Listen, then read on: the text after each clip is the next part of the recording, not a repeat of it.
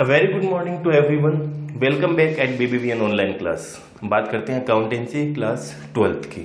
In our previous class अपन ने discussion किया था change in profit sharing ratio के अंदर अपन ने इन्वेस्टमेंट फ्लक्चुएशन रिजर्व के अकाउंटिंग ट्रीटमेंट को डिस्कस कर लिया था। यानी कि अपन ने इस चैप्टर के अंदर अगर टॉपिक वाइज बात करें तो सबसे पहले अपन ने गेनिंग और सेक्रीफाइसिंग रेशियो को डिस्कस किया, अकाउंटिंग ट्रीटमेंट ऑफ गुडविल को डिस्कस किया, accounting treatment of workman compensation reserve को डिस्कस किया और accounting treatment of investment fluctuation reserve को अपन ने डिस्कस कर लिया था। आज अपन बात करते हैं डेफर्ड रेवेन्यू एक्सपेंडिचर की। Deferred revenue expenditure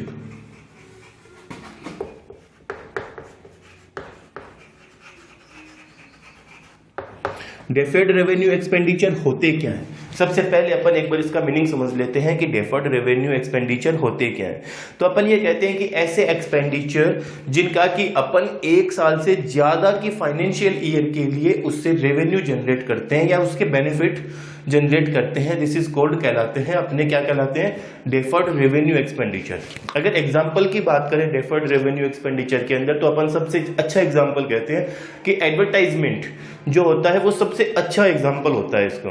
it means जो एडवर्टाइजमेंट अपन ने इस करंट ईयर में किया, एक्सपेंसेस किए हैं जिस एडवर्टाइजमेंट को लेकर, तो क्या उस एडवर्टाइजमेंट की रेवेन्यू क्या हम इसी साल जनरेट करेंगे? क्या आने वाले कई सालों तक हम उस एडवर्टाइजमेंट से होने वाली रेवेन्यू और इनकम को जनरेट नहीं करेंगे? करेंगे ना। यानी कि उस एडवर्टाइजमेंट का बेनिफिट हमारे को आने वाले कई सालों तक मिलेगा। ऐसे एक्सपेंसेस कहलाते हैं डेफर्ड रेवेन्यू एक्सपेंडिचर। क्लियर है? अब इस डेफर्ड रेवेन्यू एक्सपेंडिचर का अकाउंटिंग ट्रीटमेंट क्या करना है?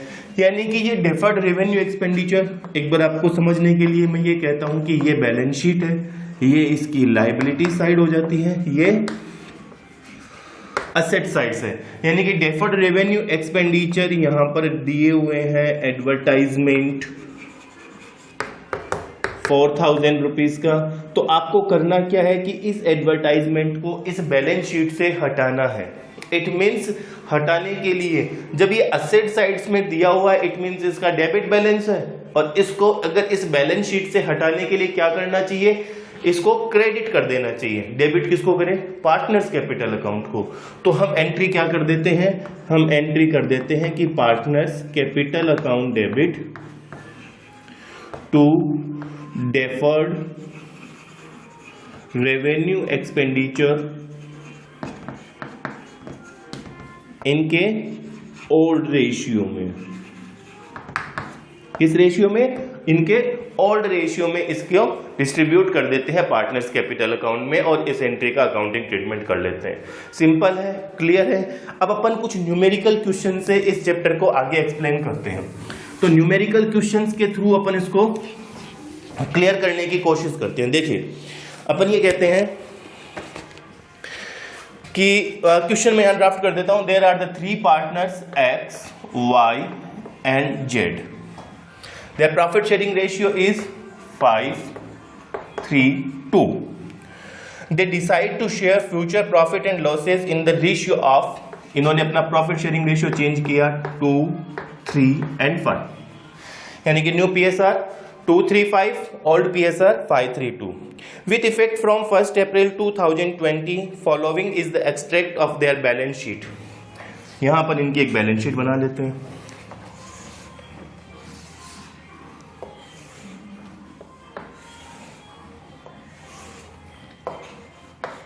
बैलेंस शीट दी हुई है, ये liability side, asset sides, amount. Asset side में एडवर्टाइजमेंट, सस्पेंस अकाउंट दिया हुआ है, अमाउंट 50,000 रुपीज की। लायबिलिटी साइड में जनरल रिजर्व दिया हुआ है,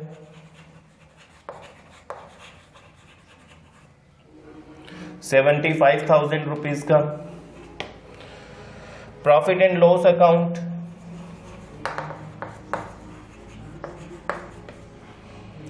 37,500 का।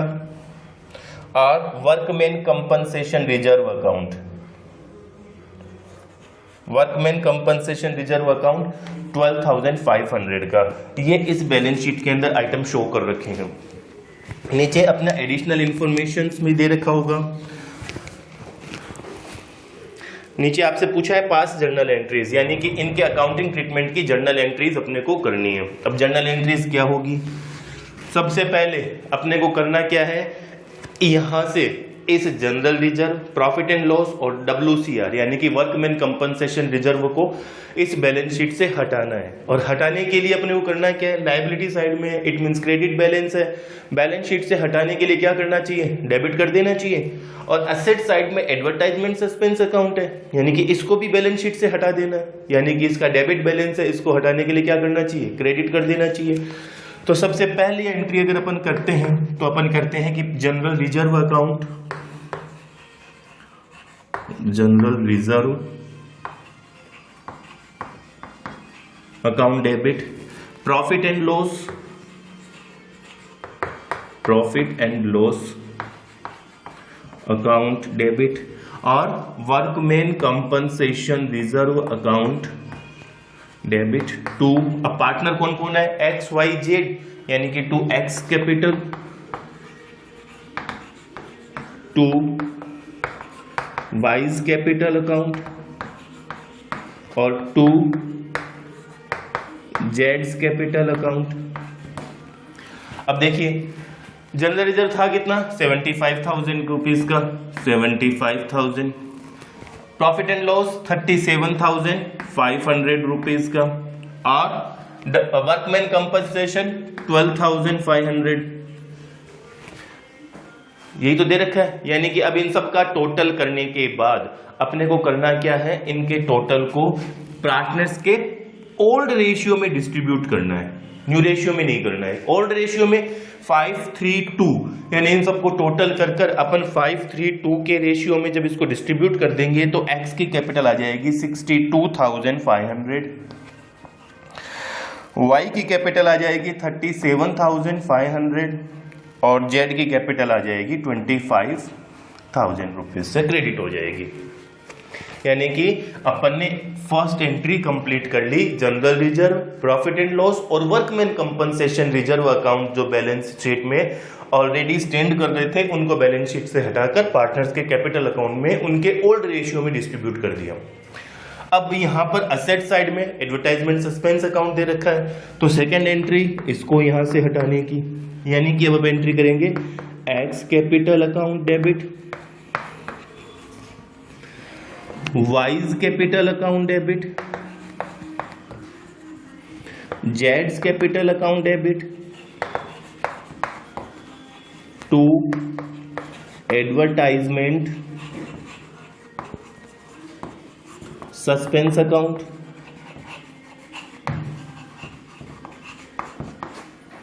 To advertisement suspense account. अब यहां पर एडवर्टाइजमेंट सस्पेंस अकाउंट है कितना, 50,000, यानी कि अभी इस 50,000 को इनके ओल्ड रेशियो में डिस्ट्रीब्यूट कर देना है, तो ये अमाउंट आ जाती है 25,000, एक्स के कैपिटल को डेबिट कर दिया, उसके बाद में 15,000 वाई के कैपिटल को डेबिट कर दिया और 10,000 जेड की कैपिटल को डेबिट कर दिया। सिंपल, अपने को जो एंट्री पूछी थी अपन ने एंट्री कर ली थी क्वेश्चन के अकॉर्डिंग। क्लियर है, इजी है। एक और न्यूमेरिकल क्वेश्चन अपन सॉल्व करते हैं। क्वेश्चन मैं यहां ड्राफ्ट कर देता हूं।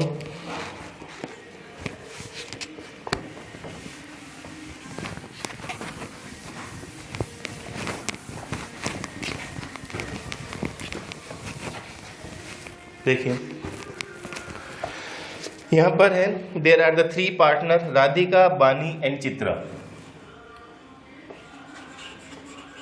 Radhika,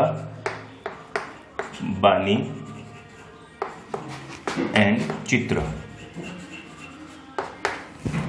The profit sharing ratio of 2:3:1. 2:3:1.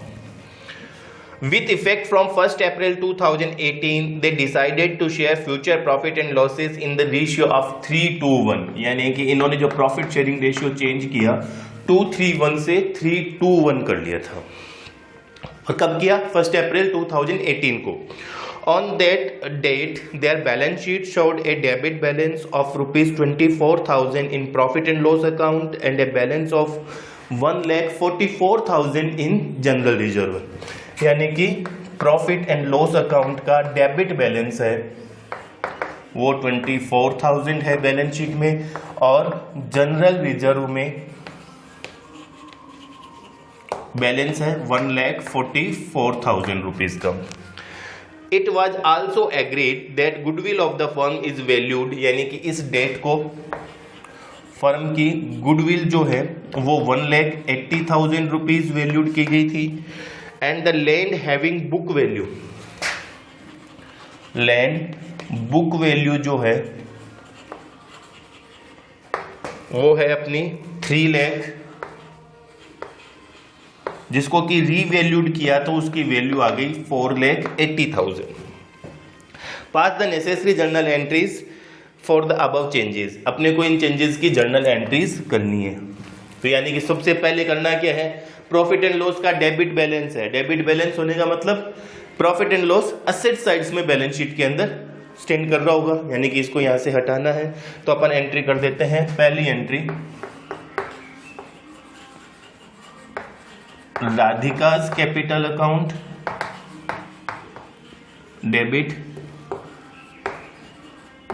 बानीज capital account debit और चित्राज कैपिटल अकाउंट डेबिट.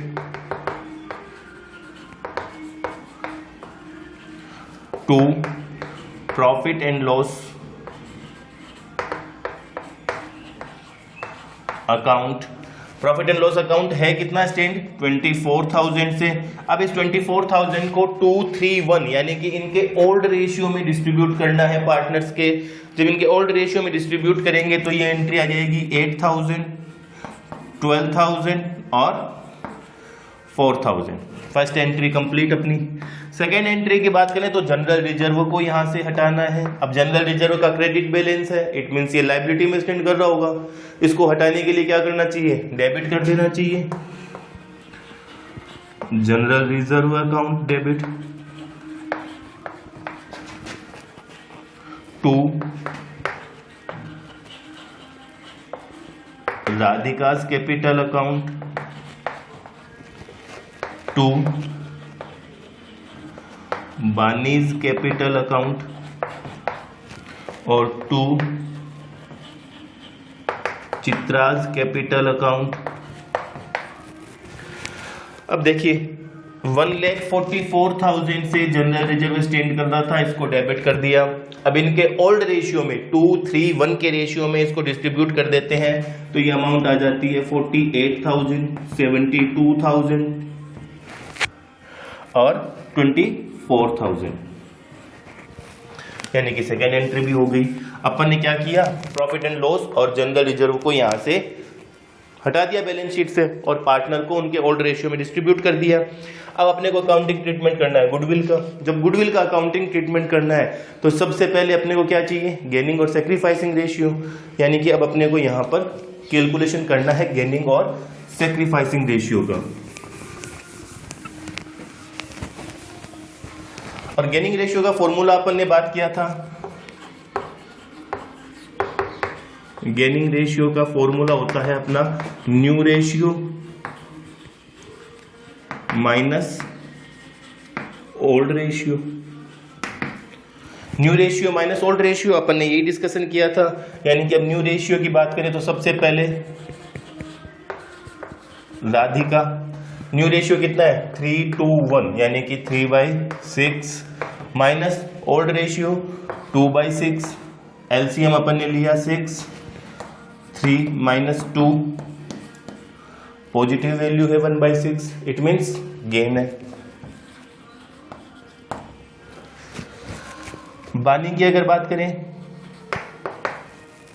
तो इसका old ratio, new ratio 2/6, old ratio 3/6, LCM लिया 6, 2 माइनस 3, माइनस की वैल्यू है 1/6, इट मीन्स ये क्या हो गया, सैक्रिफाइस. चित्रा का शेयर और कैलकुलेट कर देखते हैं अभी अपन. चित्रा की 1/6 माइनस 1/6 यानी कि 0. चित्रा को ना तो कोई सेक्रीफाइस हुआ है ना कोई गेन हुआ है, नहीं हुआ। अब राधिका को तो गेन है और बानी का सेक्रीफाइस है, तो गुडविल की टोटल वैल्यू कितनी है? 1,80,000। उसमें राधिका को जो गेन हुआ वो कितना हुआ? 1,80,000 इंटू 1/6, 1/6 का ही हुआ, यानी कि राधिका का गेन कितना है? 30,000 रुपीज का। अब जितना गेन है उतना ही सेक्रीफाइस होना है, अपने को पता है इस चीज के बारे में। तो जो राधिका का गेन है 30,000, उतना ही बानी का सेक्रीफाइस भी होगा। तो अपन एंट्री क्या करते हैं? Gaining partners capital account debit to sacrificing partners capital account, अपन एंट्री कर देते हैं यहां पर।